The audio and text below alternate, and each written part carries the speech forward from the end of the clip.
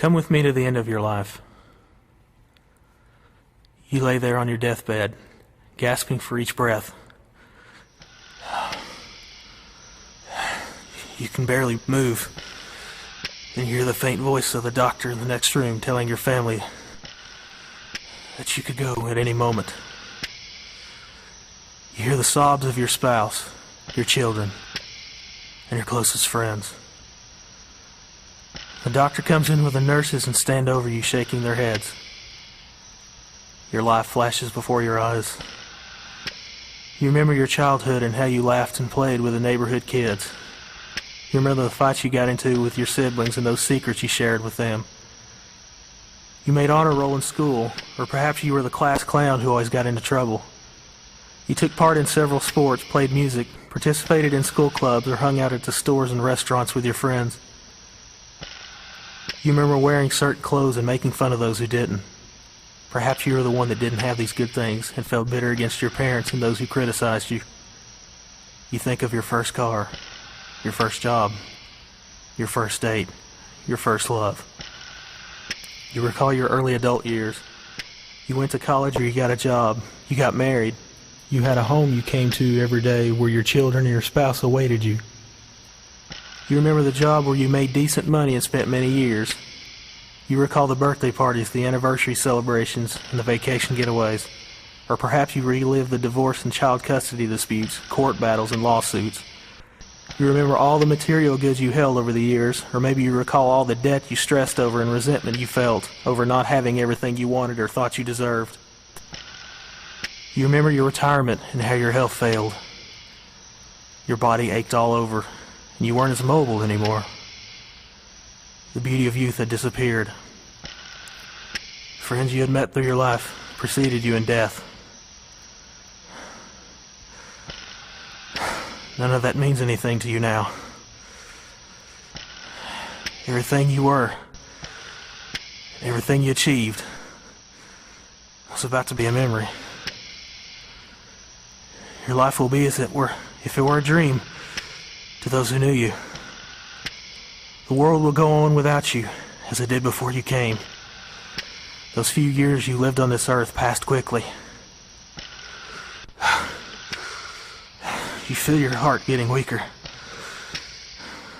Your breaths are short. The heart monitor next to your bed bleeps slower and slower. In the deep of your spirit, you feel something's not right. You wonder what will happen once that monitor goes flatline. Some people you knew weren't so sure. Others were confident and warned you. All you knew in your lifetime was about to fade away, and the unknown awaits you.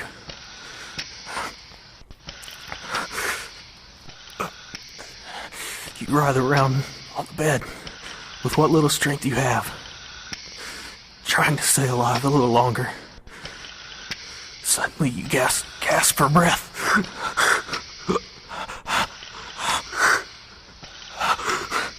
And the she next to you lets out one long beat.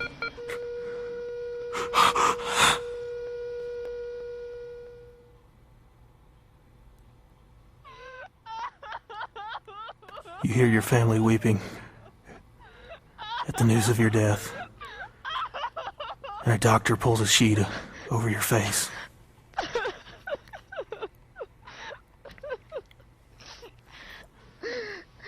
You're surrounded by blackness. Dreadful fear grips you as you recall every plea to receive Christ. You rejected all those pleas. Something inside tells you it's too late, and there is no hope. You pass it off as manipulated thoughts stemming from what those fanatical Christians told you. Yet, the dread grows within you. Your spirit lifts from your body. You see those gathered around you talking. There your lifeless body lies, yet you are very much aware of it. Without warning, some unseen force pulls you downward. You always heard that to be in heaven you would go up, but you were going down. You panic and reach for something to hold on to. But your soul passes through everything you reach for. There's nothing you can do to stop it, no matter how much you deny it's happening, no matter how hard you struggle, and no matter how hard you plead for it to stop. As you pass through the earth into the underworld, feelings of loneliness, regret, and suffering are magnified. A terrible odor burns your nostrils. Somewhere below you, you hear a dull roar and a crackling sound. The smell grows stronger as you descend. The roar and the crackling gets louder. You feel warm all over. Heat gets so intense, it's unbearable. The darkness is so acute, you feel blind and helpless. Faint sounds grow louder and louder. The sound is moaning, screaming, choking, weeping and wailing of an untold number of people. Some of them pray and some of them curse, but all of them scream. The human voices are more deafening than anything you've ever heard on earth. Raging fire crackles, sizzles, and scorches all. The inhuman laughter of demons rings in your ears as they make sport of these hopeless souls. Fire explodes all around you and burns your eyes, your nose, your mouth, your head, your hands, your feet, and the rest of your body. You feel the gnawing worms crawling all over your soul and eating you. You're crying in pain, chewing your tongue and gritting your teeth. It hurts so bad. God! Jesus! Oh,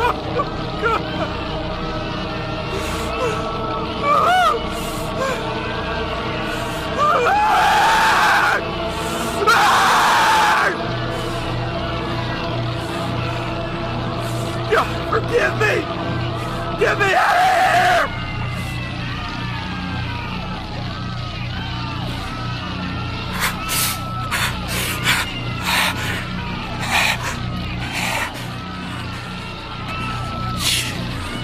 Chewing my tongue, gritting my teeth, hurts so bad.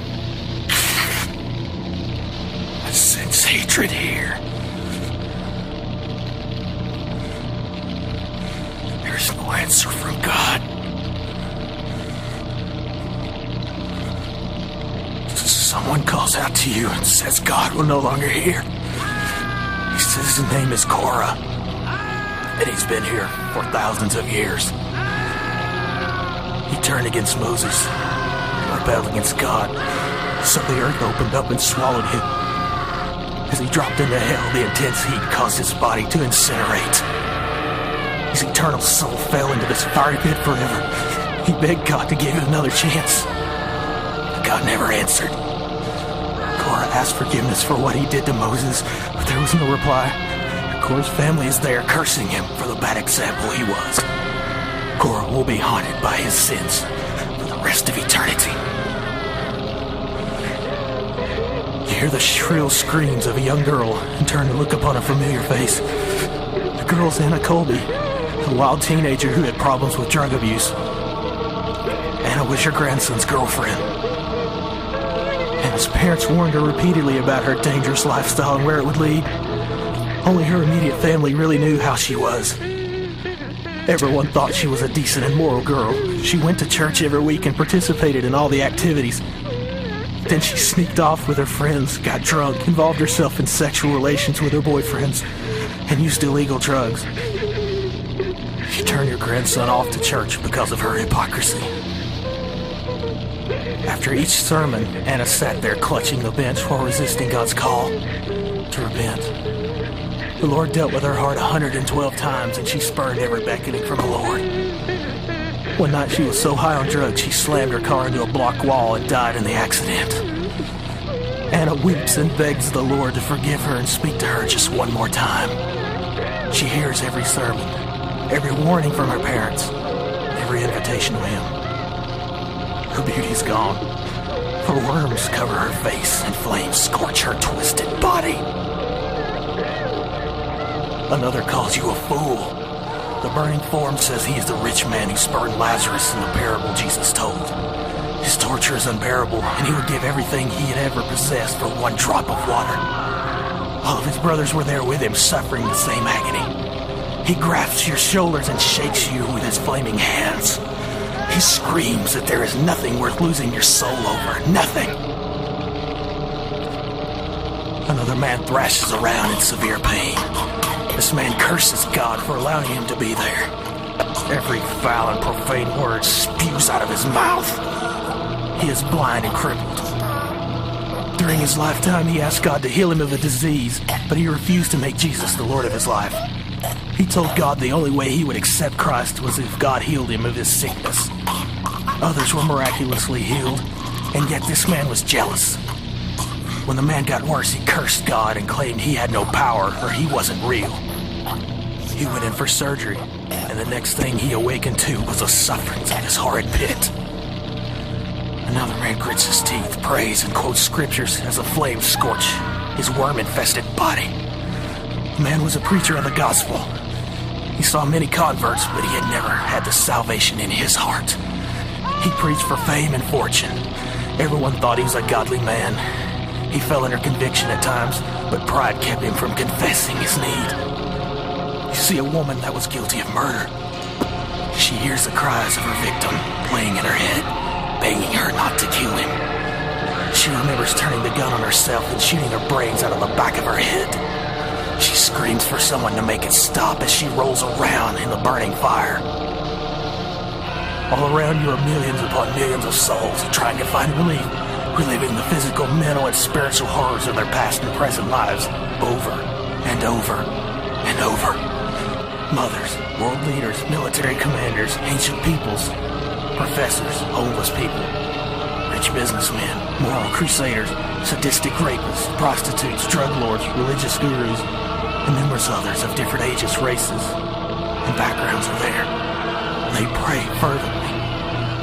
They swear and curse constantly. You are there with them day and night forever and ever. You will never escape. You have no friends, no happiness, no relief of any kind. You are totally cut off from God. You wish to die, but cannot. The worst feelings you ever felt shroud you throughout the rest of your existence. This is your eternal fate. This is your home forever and ever and ever and ever and ever and ever and ever. You see hell.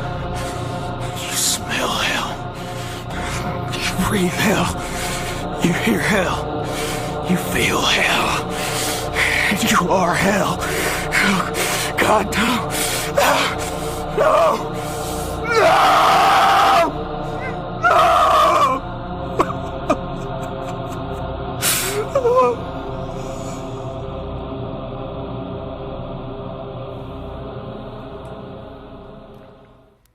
Well, listen, one more thing about that 9-mile hole drill. Yes, yes. Now, look, I think that it's kind of silly. Maybe, now, I'm not a geologist, and maybe it would be to your advantage to maybe contact, talk to listeners and see if any geologists are out there. But in my opinion, if you drilled 9 miles down, and you came to a pocket that was 2,000 degrees, yes, you're talking about molten rock.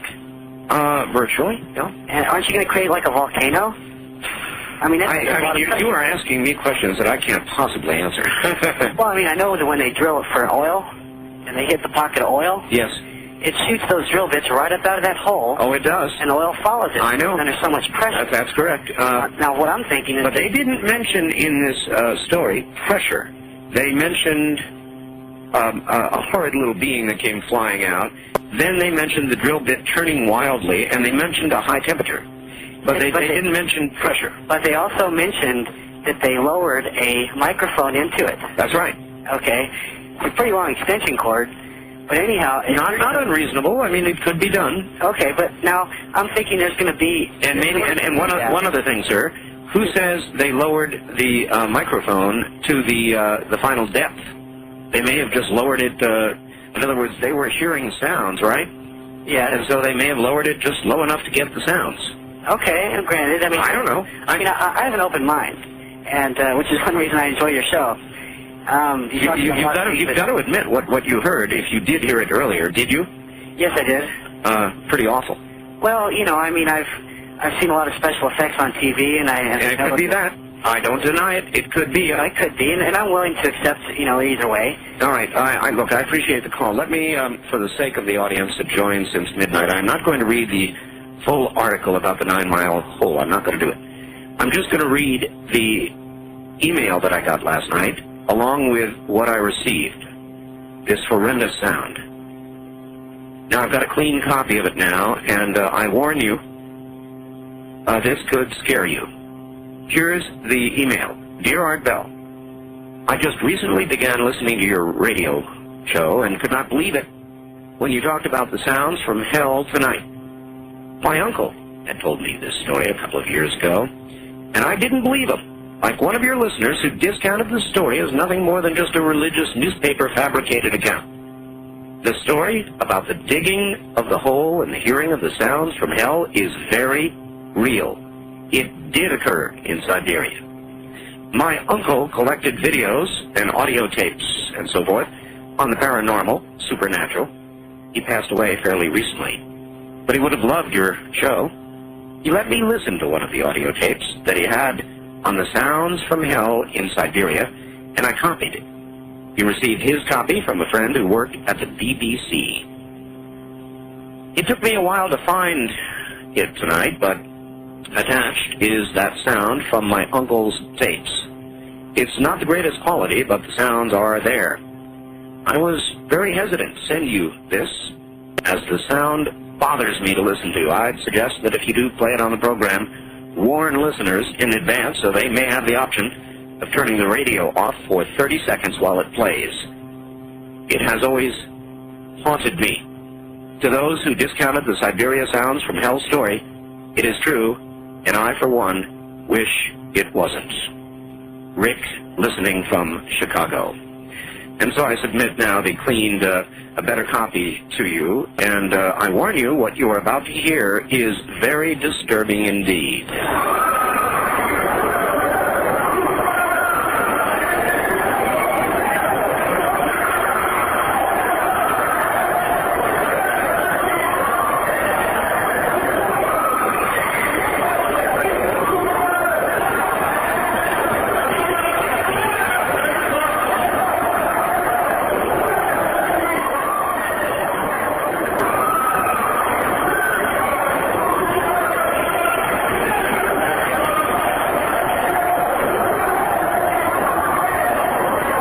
That's it. I'll let you come to your own conclusions, as I usually do.